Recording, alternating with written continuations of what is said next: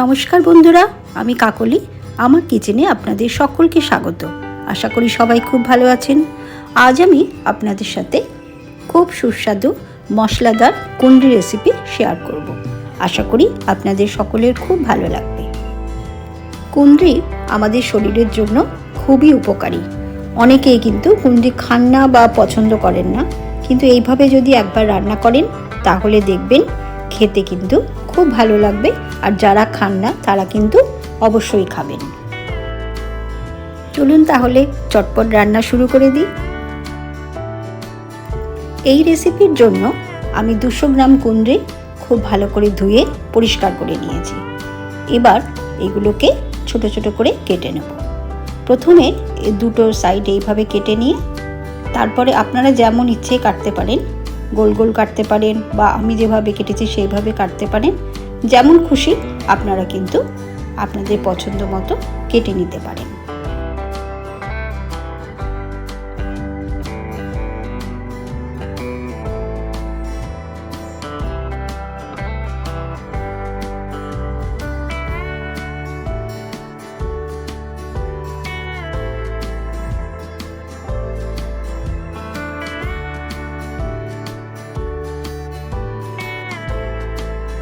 এইভাবে ছোট ছোট করে কেটে নিলাম।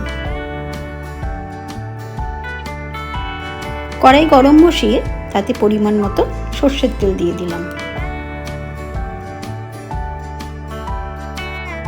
তেল গরম হয়ে গেছে, এখন গ্যাসের ফ্লেমটা কমিয়ে 1/2 চামচেরও কম কালো জিরে দিয়ে দিলাম।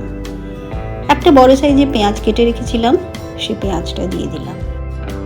পেঁয়াজটা তেলের মধ্যে ভালো করে ভেজে নেব।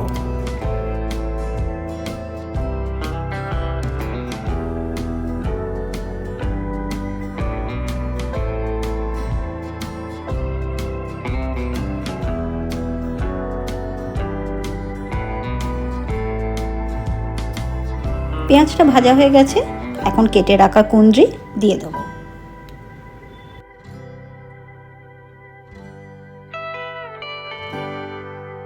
পেঁয়াজের সাথে কুন্দ্রি ভালো করে ভেজে নেব।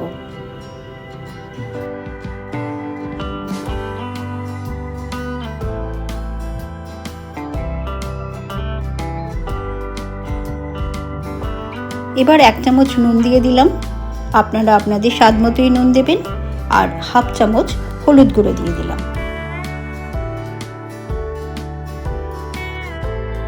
নুন আর হলুদ দিয়ে আবারও একটু ভেজে নিলাম।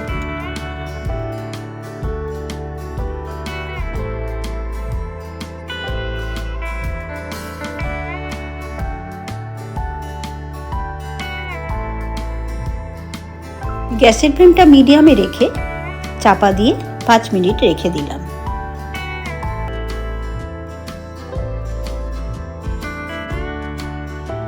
পাঁচ মিনিট পর ঢাকনা সরিয়ে দিলাম। কুন্দ্রি খুব সুন্দর ভাজা হয়ে গেছে।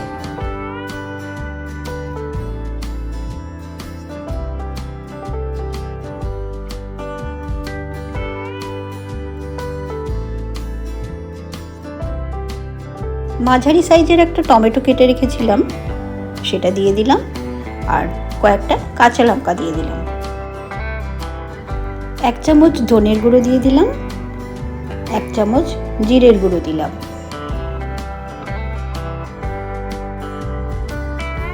কুন্দ্রির সাথে সব মশলা খুব ভালোভাবে মিশিয়ে নিলাম।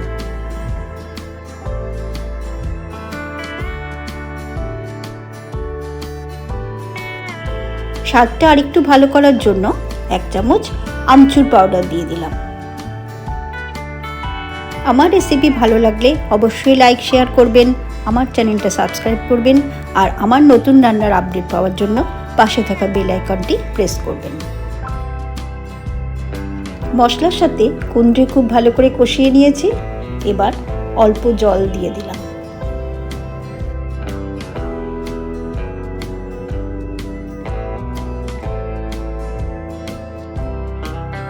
গ্যাসের ফ্লেমটা মিডিয়ামে রেখে আবারও 5 মিনিট চাপা দিয়ে রান্না হতে দিলাম। কুন্দ্রি খুব সুন্দর নরম হয়ে গেছে আর আমাদের মশলাদার কুন্দ্রি প্রায় তৈরি হয়ে গেছে।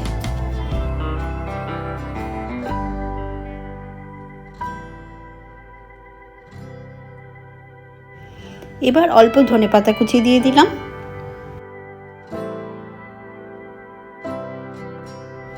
কুঁদরির সাথে ধনেপাতাটা খুব ভালোভাবে মিশিয়ে দিলাম। আমাদের রান্না একদম হয়ে গেছে। এবার গ্যাসের ফ্লেমটা অফ করে চাপা দিয়ে ঠান্ডা হওয়ার জন্য কিছুক্ষণ রেখে দেব। বাড়িতে অবশ্যই একবার বানাবেন, কেমন লাগলো আমায় জানাবেন। ভাত, রুটি, পরোটা সব কিছুর সাথেই এই মশলাদার কুঁদরি খেতে খুব ভালো লাগবে। যারা খাবে তারা সবাই কিন্তু আপনার রান্নার খুব প্রশংসা করবে। সবাই খুব ভালো থাকবেন, সুস্থ থাকবেন।